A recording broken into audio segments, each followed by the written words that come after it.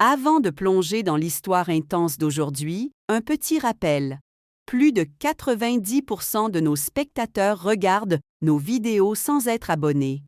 Si vous aimez ce genre de contenu, prenez une seconde pour vous abonner et activez la cloche pour ne rien rater. Et si vous trouvez cette histoire captivante, n'oubliez pas de liker la vidéo, ça nous aide énormément. Je m'appelle Claire.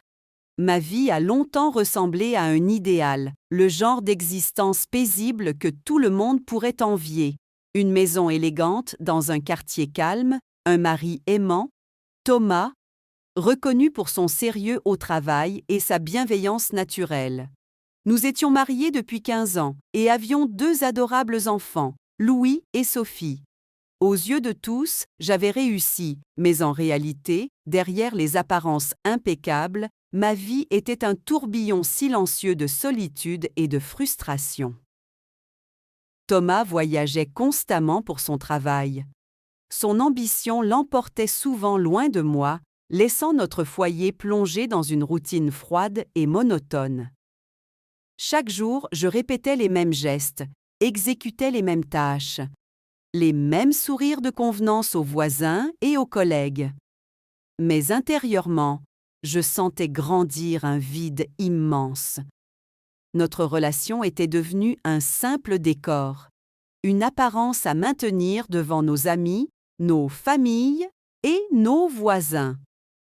Parmi ces voisins, il y avait la famille Lambert. Nous étions voisins depuis près d'une décennie et avions toujours entretenu une relation courtoise et amicale. Madame Lambert, une femme chaleureuse aux cheveux argentés, m'invitait souvent à prendre le thé, tandis que son mari, un retraité tranquille, passait ses journées à s'occuper de son jardin. Mais c'était leur fils, Julien, revenu vivre temporairement chez ses parents après ses études, qui avait commencé à chambouler ma routine si bien ordonnée. Julien avait 26 ans, un âge où la jeunesse se mêle encore à une certaine maturité naissante. Il possédait une fraîcheur naturelle, une légèreté dans sa façon d'aborder la vie, des qualités que j'avais presque oubliées dans ma propre existence. Au début, nos rencontres se limitaient à de simples échanges polis lorsqu'il venait aider ses parents au jardin ou pour de menus travaux.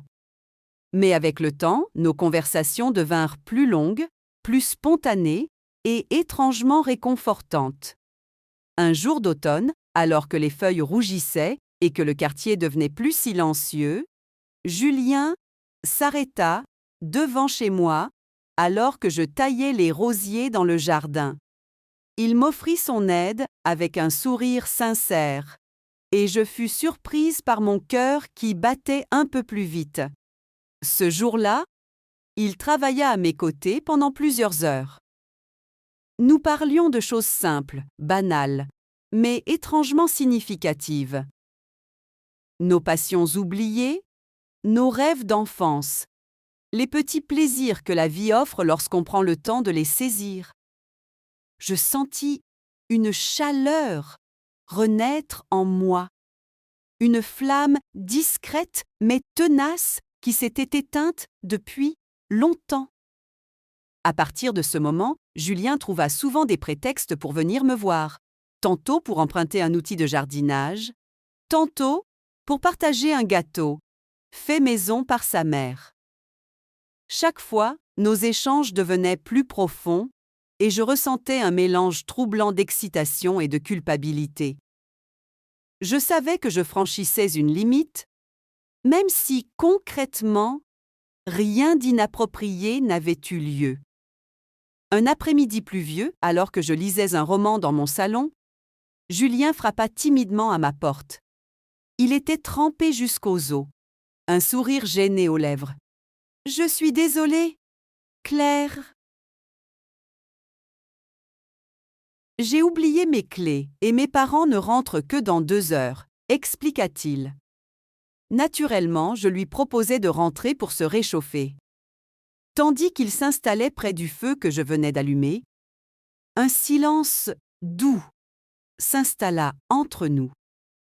Ce fut lui qui le brisa d'abord. Tu sembles triste parfois, murmura-t-il doucement. Est-ce que tu es heureuse, Claire? Cette question me bouleversa profondément. Personne ne m'avait jamais posé cette simple question. Pas même Thomas. Je sentis mes yeux se remplir de larmes que je tentais vainement de cacher. Je ne sais plus très bien, avouai-je finalement, surprise par ma propre honnêteté. Julien ne dit rien de plus à ce moment-là, mais son regard parla à sa place. Il comprenait, sans que j'aie besoin d'en dire davantage. Le temps passa lentement, rythmé par le crépitement doux du feu.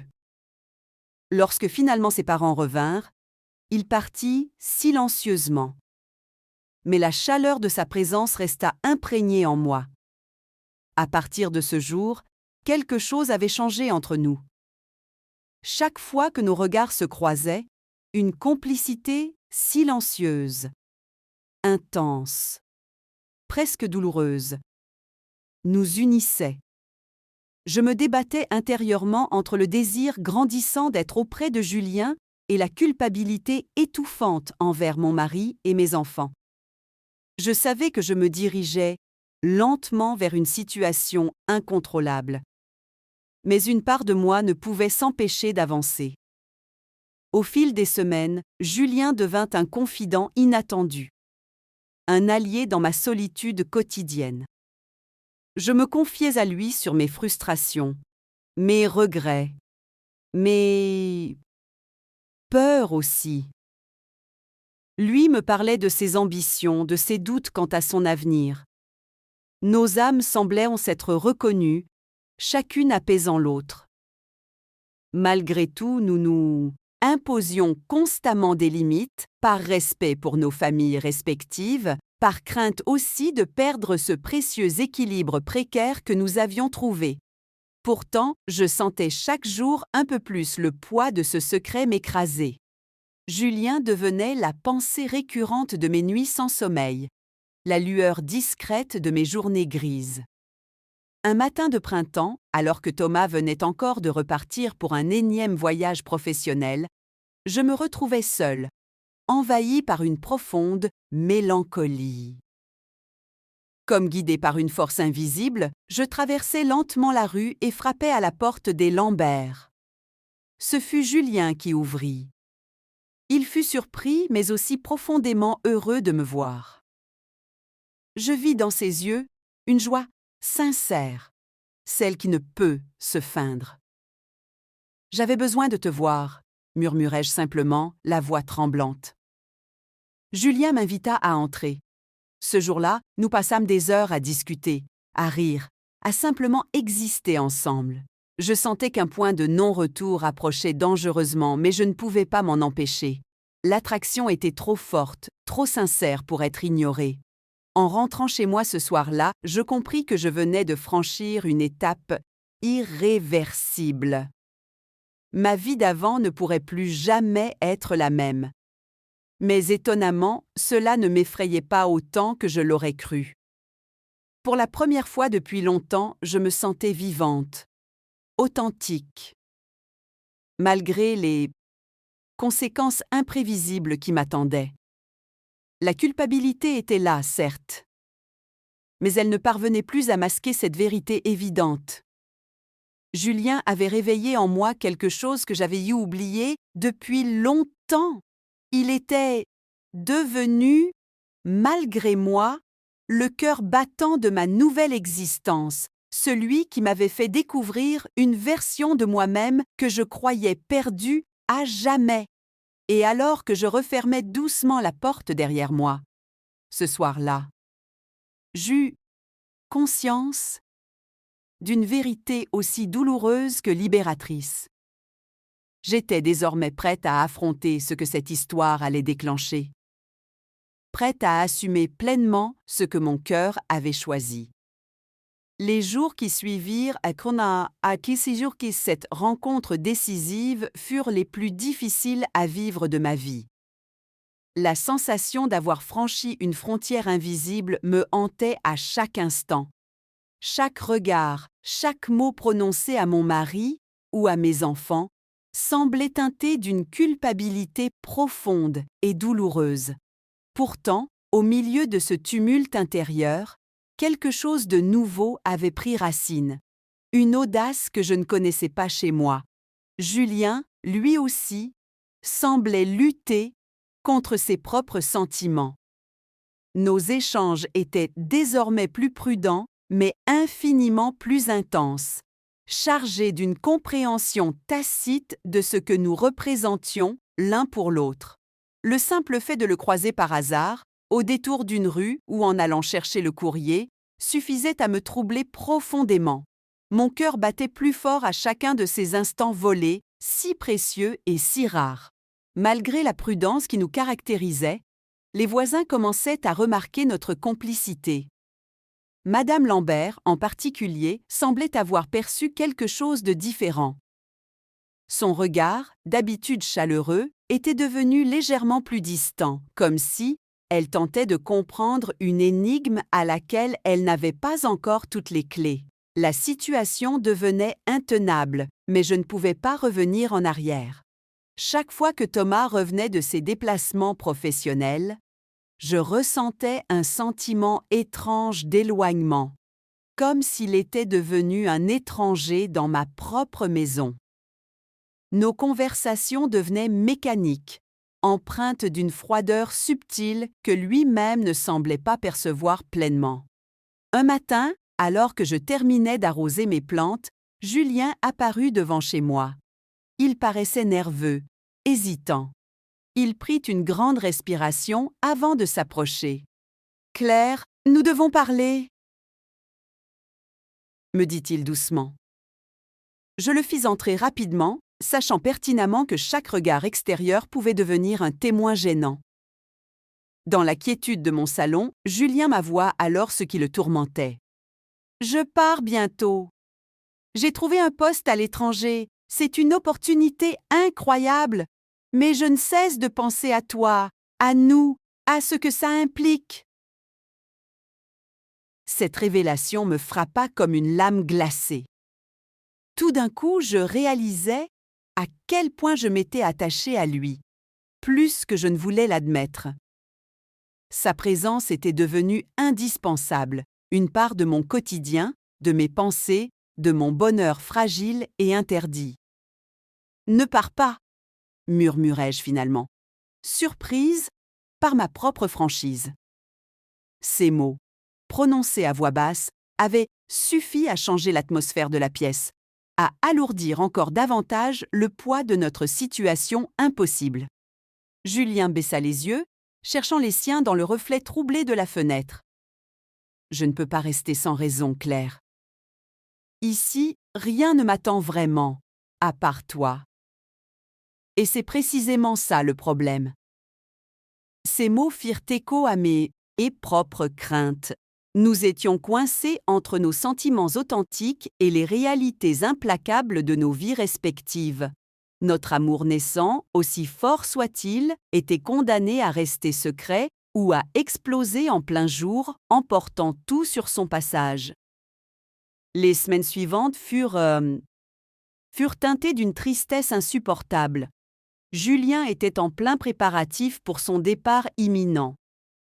Nos rares rencontres, devenues encore plus précieuses, étaient empreintes d'une gravité douloureuse. Nous savions que chaque instant passé ensemble nous rapprochait irrémédiablement de l'adieu final. Malgré tout, nous continuions à voler quelques minutes dès que possible, convaincus que chaque seconde partagée valait 1000 fois les risques encourus. Un soir, alors que Thomas était parti en voyage d'affaires pour quelques jours, Julien frappa discrètement à ma porte. Il tenait entre ses mains une lettre scellée. « Je ne peux plus continuer ainsi, » avoua-t-il tristement. J'ai écrit tout ce que je ressens. J'ai pensé qu'il était plus simple de l'écrire que de le dire. Je pris la lettre avec des mains tremblantes, consciente de l'importance cruciale de ce moment. Julien me regarda une dernière fois, les yeux pleins d'une tristesse infinie, avant de repartir silencieusement dans la nuit. Cette lettre resta plusieurs heures sur ma table, intacte, redoutée. J'avais peur de l'ouvrir, peur de confronter la vérité absolue de nos sentiments. Pourtant, au cœur de la nuit, la solitude devint si pesante que je n'eus d'autre choix que d'affronter ces mots. Julien avait écrit avec sincérité et tendresse tout ce que j'avais déjà ressenti. L'impossibilité déchirante de notre relation, mais aussi l'intensité unique des moments que nous avions partagés. Il expliquait que son départ était nécessaire pour nous préserver, pour me préserver surtout. Moi, ma famille, ma vie construite depuis tant d'années. En lisant ces mots, je ressentis une douleur physique, presque palpable. Je savais désormais que notre histoire, aussi sincère soit-elle, ne pourrait jamais exister pleinement sans détruire tout ce qui nous entourait. Lorsque Thomas revint à la maison quelques jours plus tard, il sentit immédiatement que quelque chose n'allait pas.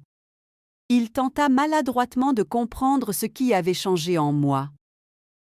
J'étais distante, plongée dans mes pensées, perdue dans un brouillard de tristesse et de culpabilité. Thomas essaya plusieurs fois de me parler, mais je ne pouvais pas lui expliquer cette souffrance silencieuse, sans briser définitivement tout ce que nous avions construit ensemble. Quelques jours avant son départ officiel, Julien passa une dernière fois devant chez moi. Nous échangeâmes un regard intense, un sourire fragile chargé d'adieux silencieux. À cet instant précis, je réalisais pleinement que j'étais en train de perdre une part essentielle de moi-même. Le jour du départ de Julien, je me sentis incroyablement vide. Je regardais silencieusement depuis la fenêtre. Le taxi, venir, le chiaki, chiami, chiami, chiami, charger ses valises, puis disparaître dans la rue, emportant avec lui une histoire trop belle pour durer. Julien partit sans se retourner, et c'est seulement après son départ que je me permis, enfin, de pleurer vraiment. Ce jour-là, je pris une décision cruciale. Cette histoire, ce secret, je le porterais désormais seul pour protéger tous ceux que j'aimais.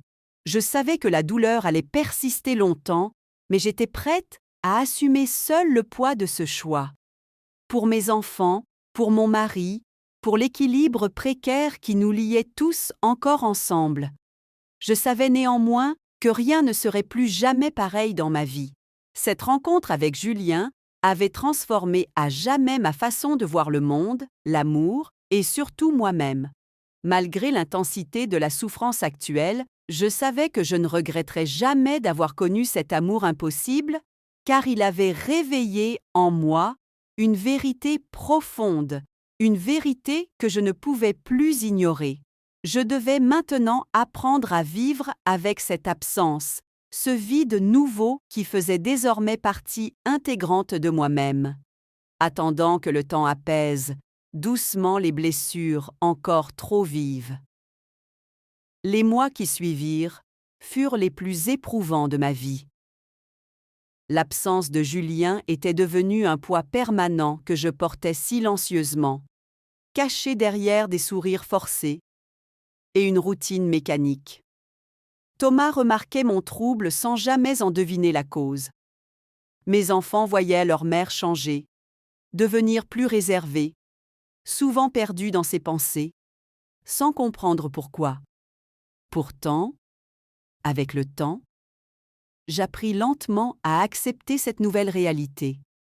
J'avais choisi ma famille, mon mari, mes enfants, sachant pertinemment que mon sacrifice personnel était nécessaire. Je savais désormais que la vie n'était pas une suite infinie de bonheurs faciles, mais aussi une série de choix douloureux qu'il fallait assumer pleinement. Une année entière passa ainsi. Un jour, alors que je marchais dans le parc voisin, je reçus un appel inattendu. Mon cœur s'emballa immédiatement lorsque je reconnus la voix de Julien à l'autre bout du fil. Il était revenu en ville pour quelques jours seulement, voulait me revoir, juste pour parler, juste pour savoir comment j'allais. Nous nous retrouvâmes discrètement dans un café isolé.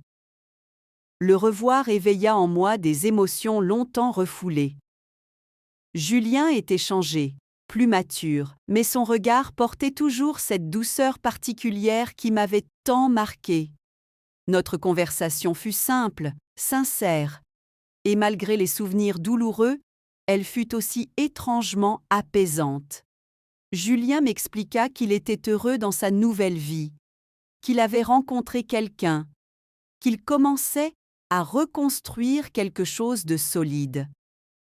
J'étais sincèrement heureuse pour lui, bien que cela ravive en moi un sentiment doux amer. Avant de partir, il posa doucement sa main sur la mienne en murmurant « Tu resteras toujours importante pour moi ». Ces mots résonnèrent longtemps en moi. Je compris enfin qu'il était possible de chérir le passé sans en devenir prisonnier. Julien était désormais une part essentielle de mon histoire, un souvenir précieux que je conserverai toujours précieusement, mais ma vie était ici, avec ma famille, mes enfants et Thomas. En rentrant chez moi ce soir-là, je sentis pour la première fois depuis longtemps une paix profonde m'envahir. Mon choix était fait. Le passé resterait derrière moi. Beau, mais révolu. Je repris ma vie en main, renouant doucement avec mes proches, reconstruisant avec patience et tendresse ce que j'avais failli perdre à jamais. Ma vie était, désormais, différente, empreinte d'une maturité nouvelle, née d'un amour impossible mais profondément vrai. Julien m'avait appris à aimer sincèrement, mais surtout à comprendre que parfois la plus belle preuve d'amour était justement de laisser partir.